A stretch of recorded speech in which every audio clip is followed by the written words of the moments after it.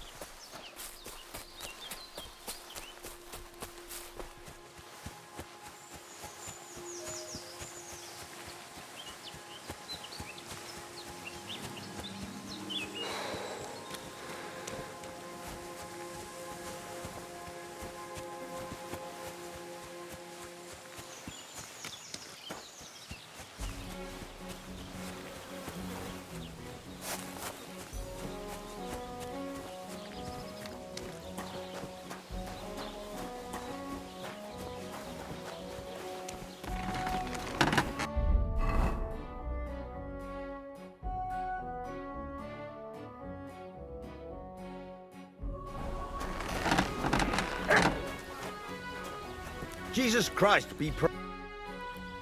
I heard you could use a helping hand at the forge. I could.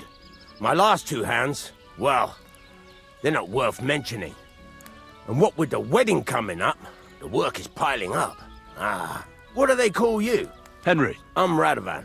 You should know, Henry. The blacksmithing isn't for everyone. Have you done it before? Yeah. I basically grew up in the forge. My father was a swordsmith, and not just any.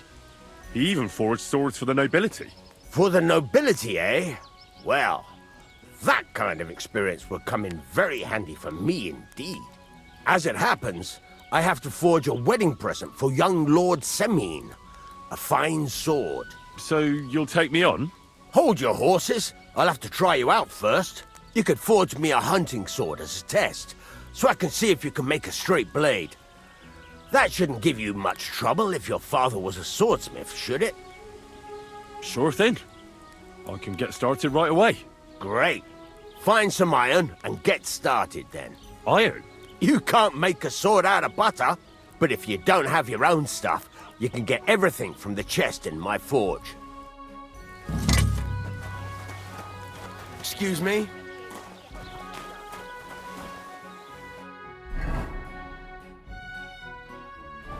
Go over to the anvil and let's get started.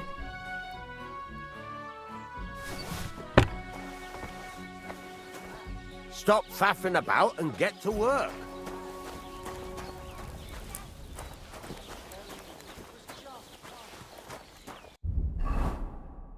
Furnace is cold now.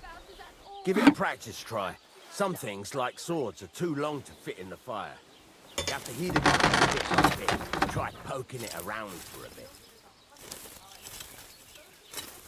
Now get the furnace nice and hot. There's a lever above you. Give it a pull. Work the bellows.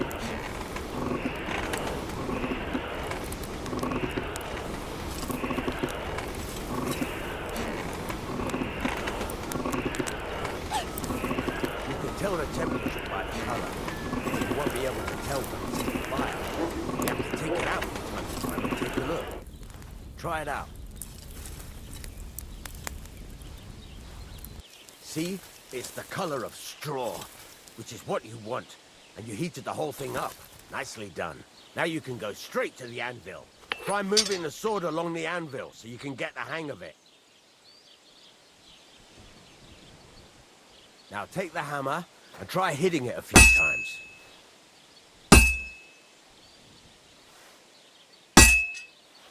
Right, listen to what I have to say. Only a blind man can't see. Digging gun is 1,000 times better than Wenceslaus. See the sparks? That's the sign of a good strike. The more sparks, the better. Also, you can hammer with different degrees of power. A stronger hit will do more, but it'll tire you out faster. Try giving it a few blows, as hard as you can, so I can see how strong you are. That's got a nice ring to it. Of course, if it was all about hitting an anvil with a hammer, any dolt could do it. You've got to hammer the workpiece evenly. One hit next to the other. Very nice. You're doing just fine. But when I say evenly, I mean it. A sword has two sides, like a lot of other things, including myself. Turn it over and continue on the other side.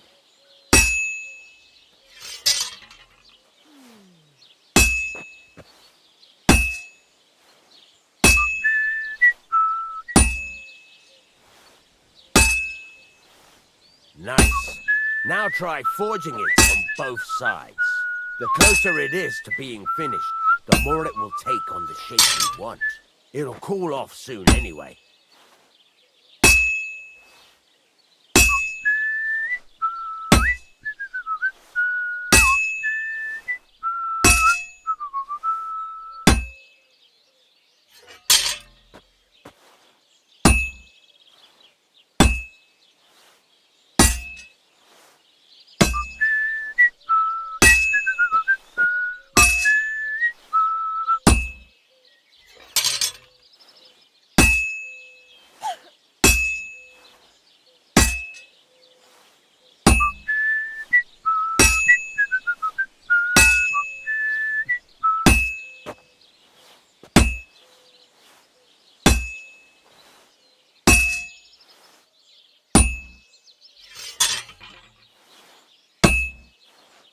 It's cooled now.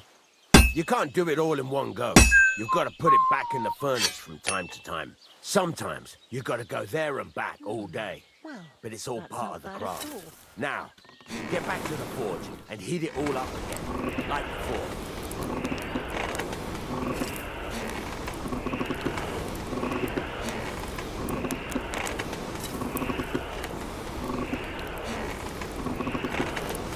Bloody hell. What's the hold-up? The whole thing is heated up now, so come over to the anvil.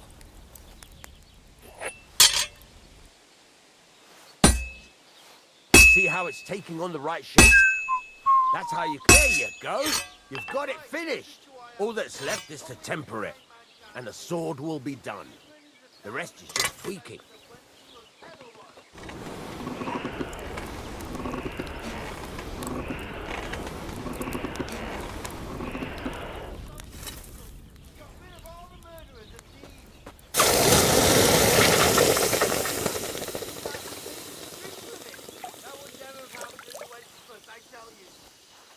After the kingdom at all. We should all thank God. He's finally sent us a good ruler, just as good as his father Charles. Right. Let's have a look. Very nice work. Your father taught you the trade well. He'd certainly be happy to hear that. If you carry on hammering as well as you did today, you've definitely got a job here. Even so, keep in mind, it's all about making sure every strike does its job. That's why you can't let it get cold, or keep striking the same spot. If you work evenly, each strike falling right next to the last one, you can't go wrong. Got that? Or is there something else you want to ask about? What good does it do me to whistle while I work? It makes you work to a rhythm. You won't get tired so quickly, and the iron feels it. How do I know a good strike from a bad one? By the sparks that fly up, and by the ring. It rings out with a different sound when you do it right. What's the right way to heat up the workpiece? Do it till it turns the color of straw. Ideally, the color should be the same everywhere if your forging's going to be even. The main thing is, don't work it cold. You just ruin it. But don't overheat it either. As soon as sparks start to fly off it in the furnace, take it out. Why should I forge evenly? If you keep hammering the same spot, you'll never finish it. You'll just fuck it up. But jumping from one end to the other ain't a good idea neither.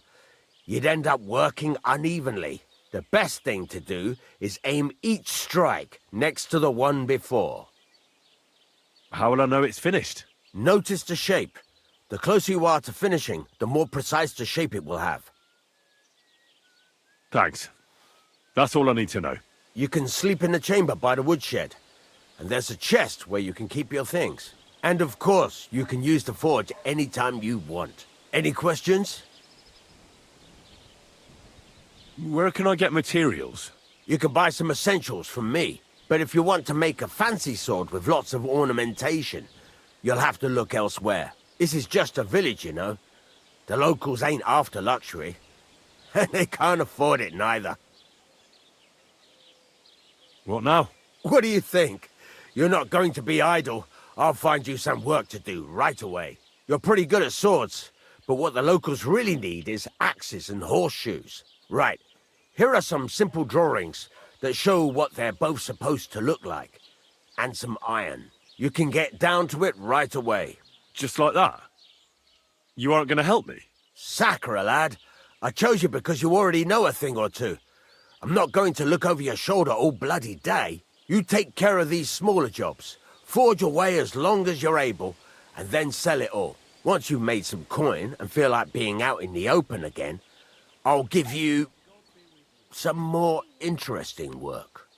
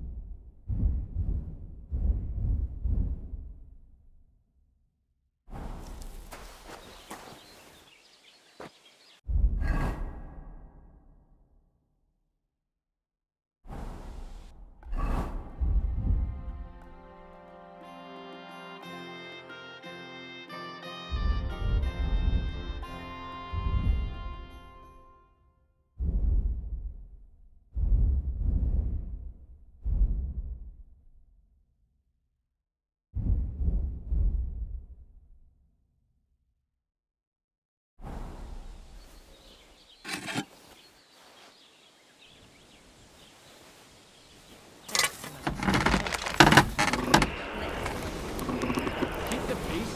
You won't many problems.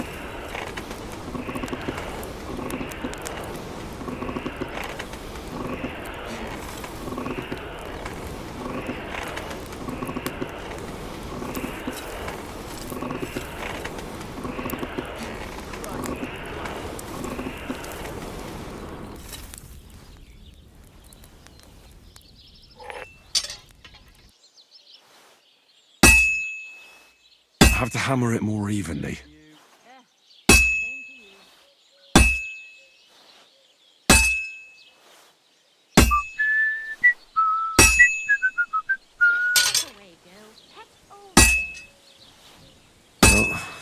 This one's gonna need some more work.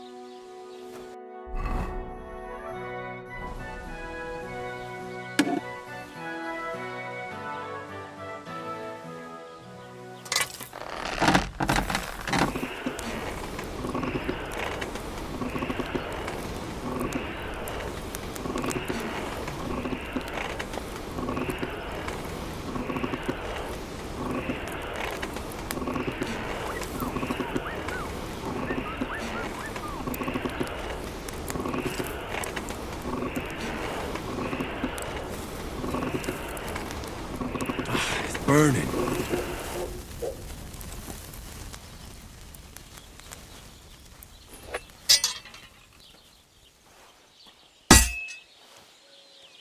I'm always hitting the same place. That's no good.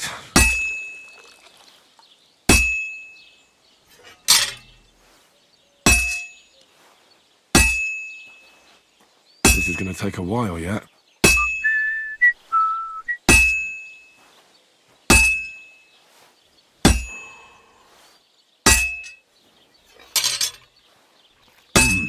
It's almost finished. And that's that.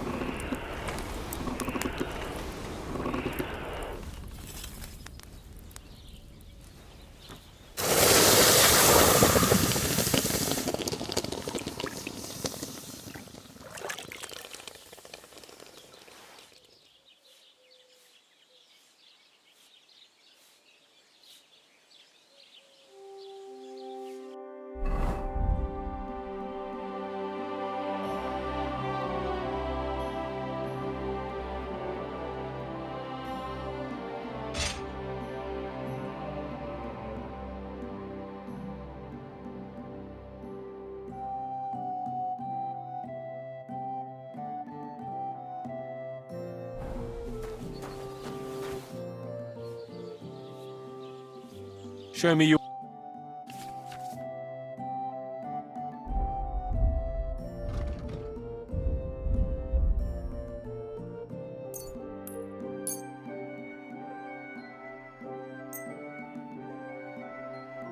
Pleasure doing business with you.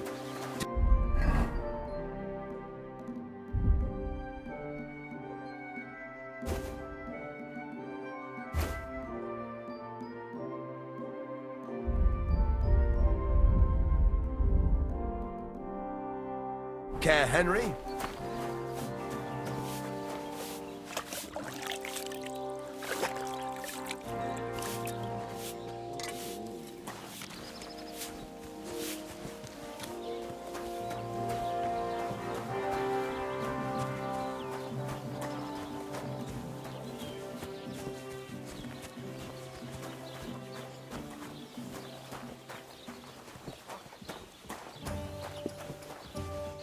The Lord be with you. What do you need? I feel a lucky roll coming up. Should we play? What game would you like to play?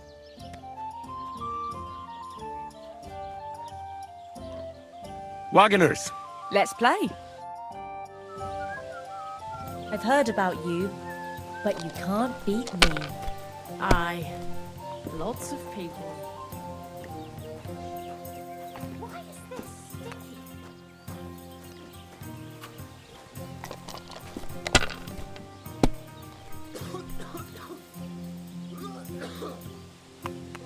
Praise the Lord. Have you lost your mind? You're going to lose everything.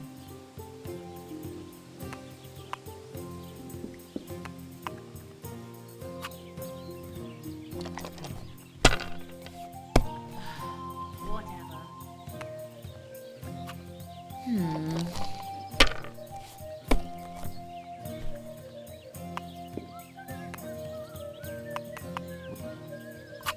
And now we'll see.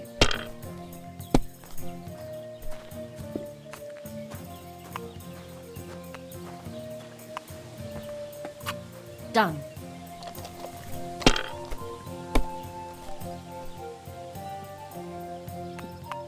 Alas, be here for me.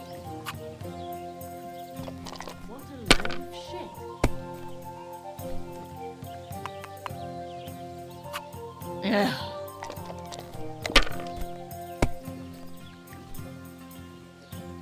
Ah, what kind of pig is sitting here? Curva! Why do I even play?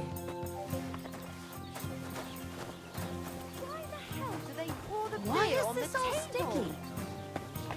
Arms and make him look like a deer. God bless.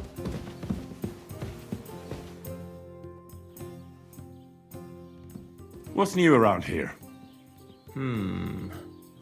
Vostatek. Lord von Beregov's huntsman is a regular here. He might have some work for you. He's got a cottage near Vidlak Pond. So if you know your way around the woods, you could go and offer him your help. I hope he hasn't started drinking somewhere else. He's my best customer. You could also stop by and see Old Mouth. He's the local storyteller. He could tell you all sorts of interesting things, but only if you bring him some liquor. Don't forget, I have some here to sell, if you want. I'm working on a little practical joke myself. We have this little dispute with the Gelievites. You might be interested. And that's all I'd say. Sounds interesting. Thank you, innkeeper. You're having problems with the Gelievites? Not just me, my friend. They're the biggest bastards around. They've been nothing but trouble for years. The winter before last, they piled snow in front of everyone's doors at night, so no one could get out of their house. And last year, they broke into my cellar and pissed in my beer barrel. Gracious.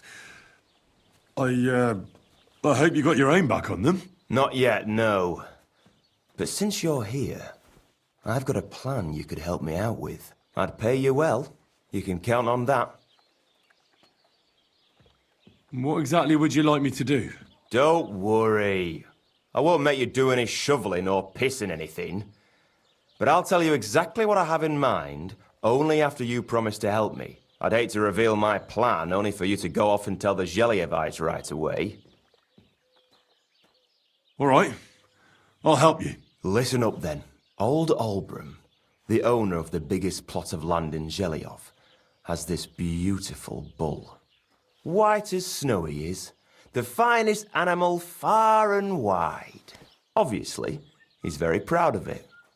Very protective, too. Now you, will give his beautiful snow-white bull a nice new coat of paint. Olbram is going to lose his mind. Simple, right? Painting a bull, eh? That sounds like fun. Right. We just have to work out a few details. First, we have to get some paint. I don't reckon we'll be able to get any here in the village, but you can try and ask Bartoszek, the tailor in Trotskovitz. I hear he dyes his own fabric. And after that, we'll have to make sure the bull stays still while you're painting it. Try asking Radovan, the local blacksmith. I hear he can make some kind of sleeping potion. If you pour it in the bull's water trough, I'm sure it'll do the trick. But watch out. That beast is enormous. You'd better put at least 3 doses of the potion in there. All right, then. Olbram's bull will be getting a new coat of paint. Olbram's going to lose his mind. I can't wait. And remember, it's supposed to be a joke. If you get caught or something goes wrong, the whole thing will be ruined. Right. So I need paint, sleeping potions, and to not get caught.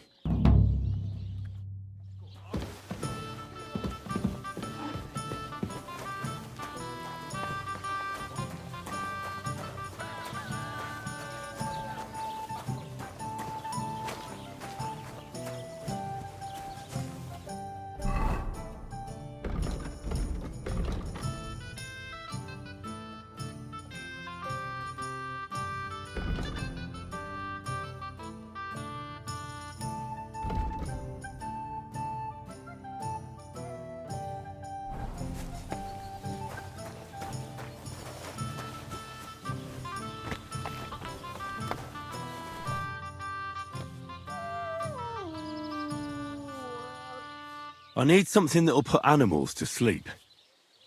Project said you might know something. Did you get tired of blacksmithing and take up farming instead? I just happen to know of something. I used a concoction that will put even a startled mare to sleep in no time. I once accidentally drank some and slept for 3 days. But the recipe is an old blacksmith's secret. The kind you don't just give away. You're in the trade, so I can tell you. Listen up then. You take some poppy and thistle and boil them in oil. Then, after it cools off, you add a little herb Paris. That doesn't sound too complicated. Thank you.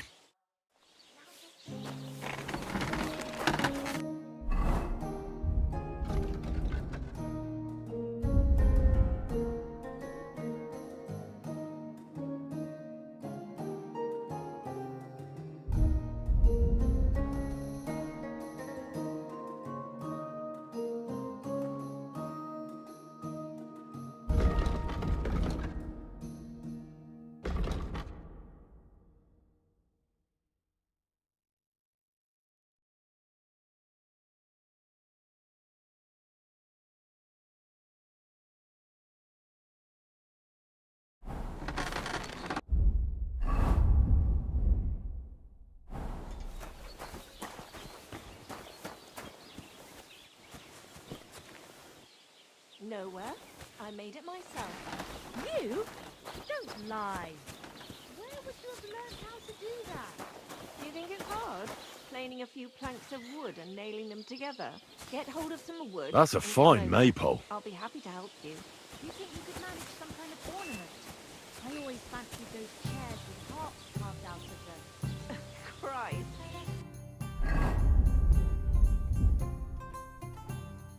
Are you sure you don't want me to put out your entire...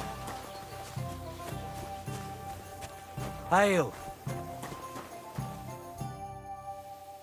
People call you the Mouth, right? They say you tell all sorts of stories. I'm no mouth to you. My name is Denyek, got that? What do people call you then? Bughead? Arseface? I'm sorry, Stenyak. I'm Henry. Pleased to meet you. But you were right about the stories. I could tell you stories so sad they'd make the devil cry. Or would you prefer something so scary it'll make the hairs on your ass turn white? But it's a lot of hard work for me. Now, if you had something to drink or a couple of groschen, that might help loosen my tongue.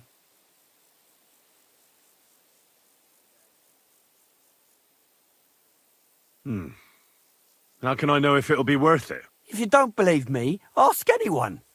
They all know me in the village, and they all know I'm good. So they all sing your praises, even if you stutter? You know what? Go to hell. You can bugger right off if you're looking to insult me. But if you want to listen, you better cough up some coin.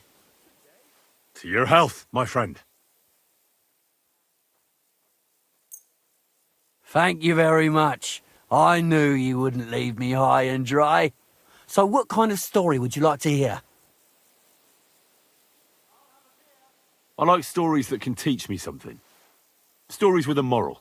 Haven't you heard enough of those in church? But it's not a problem. I have just the tale for you. And it's not one you'll hear from any priest. So, once upon a time, there lived in these very lands 2 brothers. The older was called Kuba, the younger, Matthias. They were both woodcutters, like their father and his father before him. One day, at the height of summer, they were working in the woods. The air was as hot as a furnace, so Matthias went to a nearby pond to cool himself. But as he was leaning over the cold water, there was a loud splash. His axe had got loose from his belt. In haste, he began to search the muddy bed of the pond, and his hands soon touched something hard and heavy. He pulled it out and could not believe his eyes. He pulled out an axe. Yes, but not his old one. It was an axe made of pure silver. Good God. I'd grab that without a second thought. Maybe you would, but Matthias would never. He was an honest man, and with a big swing he threw the silver axe back. He searched the pond again, and this time he pulled out his own axe. Nothing but dull iron and old wood. Wait, Matthias threw the silver axe back? What a fool! He could have sold it. A fool, you say? You'd better listen well. Matthias was just about to leave when suddenly a water goblin came out of the pond, silver axe in his hands, and he said, "You're a righteous man, Matthias, and for your honesty, you may keep both axes." Matthias, not hanging around for the goblin to change his mind, took up both axes, gave us thanks, and ran to tell Kuba all about it. Kuba, however, was not best pleased with his little brother's fortune. He deeply envied Matthias for his newfound wealth, so he set out to try the same thing. He ran as fast as his legs could carry him straight to the pond, threw his own axe in, and began a pretend search for it. Yet Kuba had no luck. He pulled out the axe he'd thrown in himself, so he tried again. Tricked by sunlight, he grabbed something shiny, only to pull out his old iron axe again. Enraged, he hurled his axe back into the water and yelled, "Fuck this axe! I want a silver one!" But the water goblin heard his shameful cry and was greatly upset by Kuba's greed. So, when Kuba reached down into the water for a third time, the water goblin seized his hand, pulled him down whole to the dark depths, and drowned him. Well, all was as it should have been. It was Kuba's fault. I don't think so. It seems Matthias didn't either. He went to the water goblin and begged for his brother's body so he could take him home and bury him. But the path back from the pond led over a steep hill, and carrying the weight of the waterlogged body exhausted Matthias. He stopped to rest by an old oak tree, and he used a silver axe to cut off a branch that would serve as a walking stick. But it wasn't enough. Somehow, it was still getting harder to continue up the hill. Then Matthias realized it wasn't his brother's body that was weighing him down. It was the silver axe. The axe was the cause of all this trouble. So he started bashing the silver axe against the big stone with all his might, trying to destroy it. Yet no matter what, he couldn't even make a dent. With the last of his strength, Matthias climbed to the top of the hill. He knew he could go no further, so he found a pretty spot with a view over the valley and dug his brother a grave. There, he buried both his brother and the silver axe that had brought such pain upon them. His final act was to stick the oak branch in the ground by the grave. But lo and behold, the branch grew green leaves and became a tree. The locals have had no dealings with the water goblin since then, but some have had the bad luck to bump into him. And when you walk by the pier, where it all happened, you can still hear his chuckling. That was a very nice story. Story? What story? It's the truth. Why hasn't anyone gone looking for the axe then? Because it brings misfortune. Didn't you listen to me at all? Look for yourself if you wish. Rock Tower Pond isn't far from here. The Water Goblin's pier is somewhere among the reeds. But leave me out of it. I'm fine here with my drink. It was good to see you, Henry.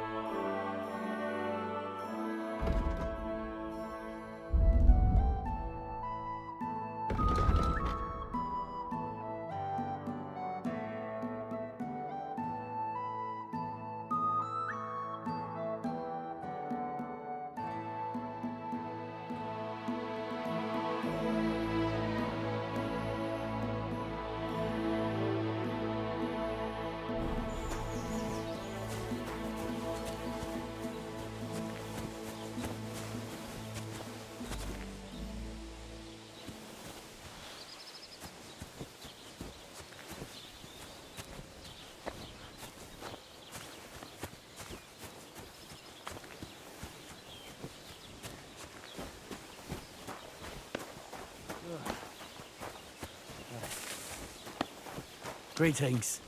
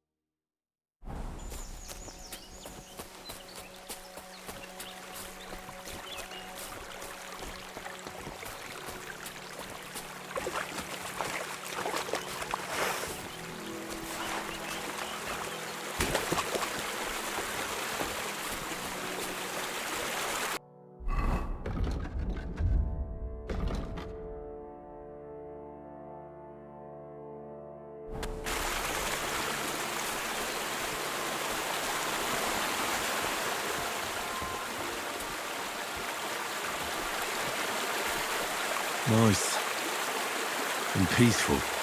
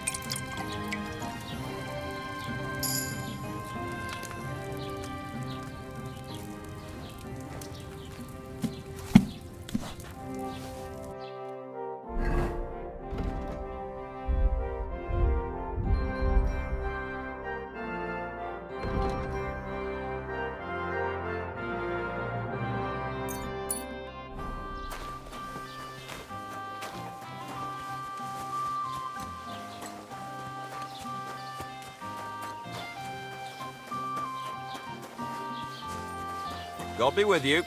Keep the peace and we'll stay friends. God be with you.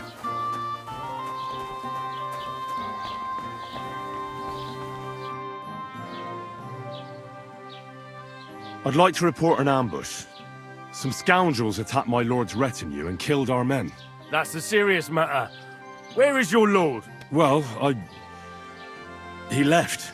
I don't understand why he's not lodging a complaint himself, and why not directly at the castle. He has that right as a lord. It's a long story. My lord got very angry and then went missing. Sorry, fella, but I'm not sure whether you're making it up or lying to me. But if you were telling the truth, why don't you bring your lord here and we can talk it all over calmly? I'm sorry, but until then, I've got more important things to do. I need to speak with Sir Otto. With the Royal Chamberlain? Are you yanking my official pizzle? Why not? I'd like to talk to him too, boy, but he's still in Prague. He's hardly ever here. Chamberlain Ulrich is in charge of things. And where do I find him? Where do you think? Up in the castle. But they won't let me in there. What do you want me to do about it? That's your problem. I'm not going to put in a word for you. I hardly know you. What's new in the county, Master Bailiff? I was just visited by one of the local peasants. He said he found more fresh graves behind his field, just below the village, along the road to Nabokov. What do you mean, more? You sound like this isn't the first time. That we found someone buried here? Don't even ask. I've been digging up bodies ever since that bandit gang started running rampant. Most of them are von Burgo's men. Also, if it wasn't bad enough that gang of bandits is rampaging through the region, now someone's stealing cabbage from the peasants. What a disaster. Cabbage? Aye, and the peasants won't stop bugging me about it. I was just visited by a peasant from Jadar. He's been talking my ears off for God knows how long. Say, do I really have to do this? Do I have the time to look for some moron stealing cabbages? And that's about it. That sounds interesting. Thank you.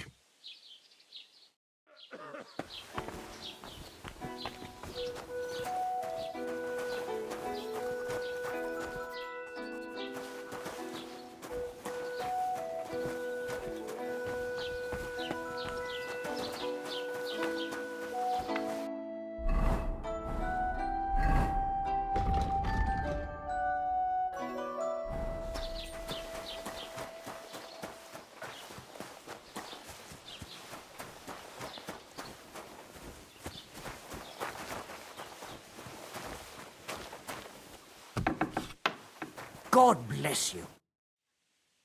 I've heard you dye your own fabric. I used to. I tried a few times, but I had to give it up. Troskovitz is on a hill, and there's not enough water for that. Why'd you ask? I'd like to buy some pigment. I see. Well, perhaps I could find some leftover black. If you have enough groschen, it's yours. Ah, damn. That's more money than I thought. Well, lad, a rare thing like that has a price. Take it or leave it.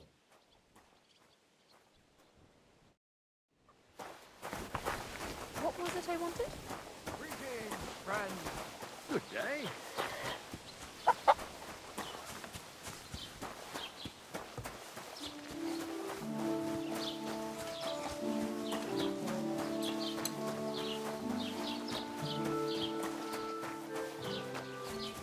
Ale.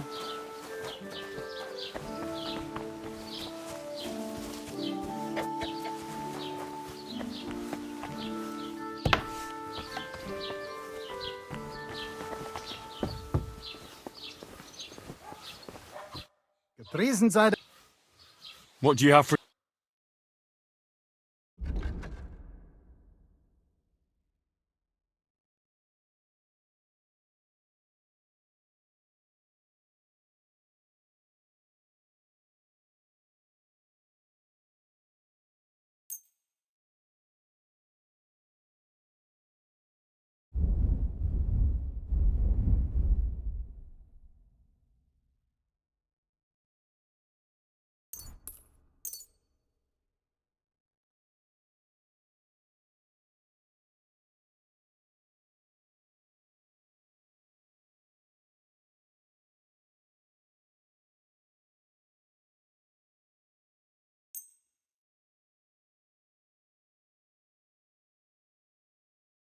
I'd like to do something... Gut.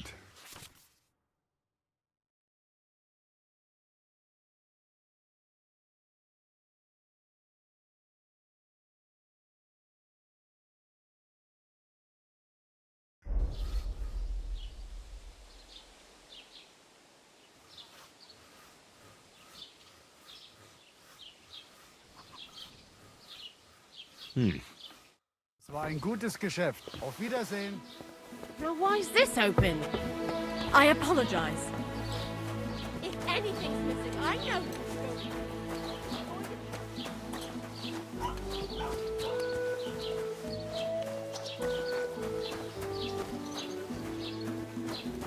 I'm always glad to see polite people like you. God be with you.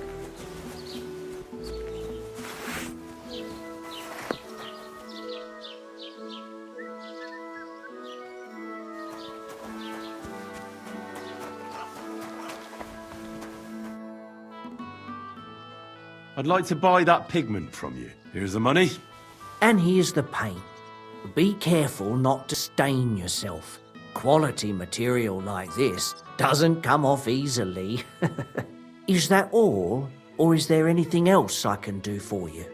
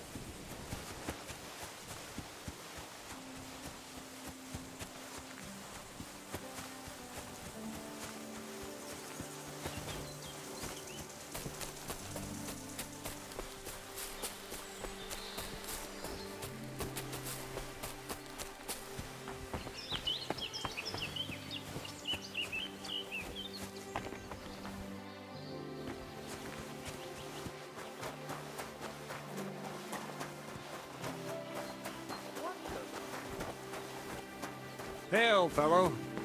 The roads are bad today. You want to join us by the fire? Can't say no to that. Good hunting. Yeah. Thanks. I know a good trophy when I see one. That young boar. And the deer over there. How many summers has that one seen? That one? I've been after him for 4 years now, lad. Interesting. I wouldn't have guessed you know so much about hunting. I'm a gamekeeper back home down Sasau way. I used to work for Sir Divish of Talmberg, catching poachers. I don't know him, but you say along the river Sasso? Woods that way must be thick, huh? Our woods are lush and thick, to be sure, but they're becoming overrun with pests. What kind? Not foxes. Pain in the bloody neck, they are. Yeah, something like that. The ginger fox Sigismund and his cumans.